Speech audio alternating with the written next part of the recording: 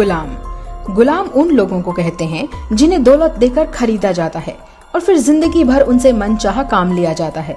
मगर कई गुलाम ऐसे भी हुए जो उसे खरीदने वाले राजा या अमीर के इतने करीब आ गए कि एक बादशाह के बराबर रुतबा पा बैठे।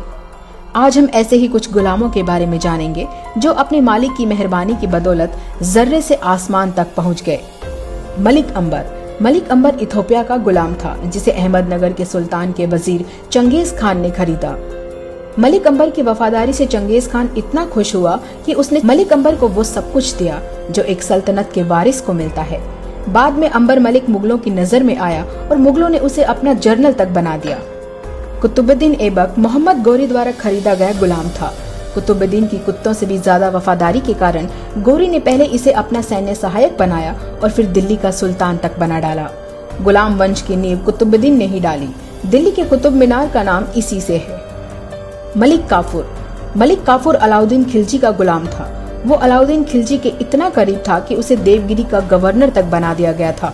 खिलजी की मौत के बाद उसने खिलजी की जगह लेने की कोशिश की, पर खिलजी के ही अंग रक्षकों ने उसे मौत के घाट उतार दिया। Vinayak Damodar Savarkar east India company यानी ब्रिटिश राज का गुलाम था। 1911 में उसे अंडमान की कुख्यात जेल में डाल दिया गया।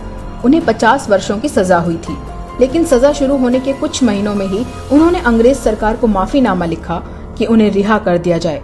उन्होंने अंग्रेजों से यह वादा किया कि यदि मुझे छोड़ दिया जाए तो मैं भारत के स्वतंत्रता संग्राम से खुद को अलग कर लूंगा और ब्रिटिश सरकार के प्रति अपनी वफादारी निभाऊंगा। अंडमान जेल से छूटने के बाद उन्होंने ये वादा निभाया भी और जिंदगी भर अंग्रेजों के गुलाम मुखबिर बनकर रहे।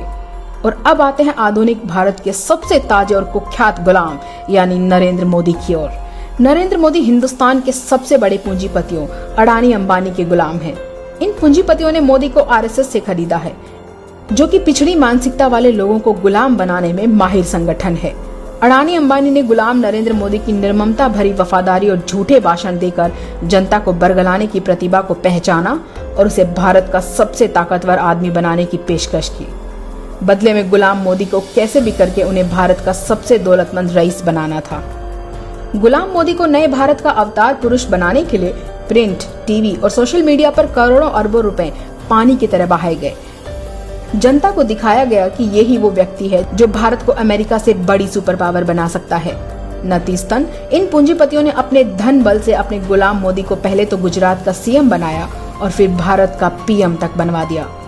बस तब से लेकर अब तक गुलाम मोदी भारत देश की तमाम संपत्तियों को अपने इन पूंजीपति आकाओं के हवाले कर रहा है, कानून बदल रहा है और सामने आने वाली हर बाधा को बेरहमी से कुचल रहा है।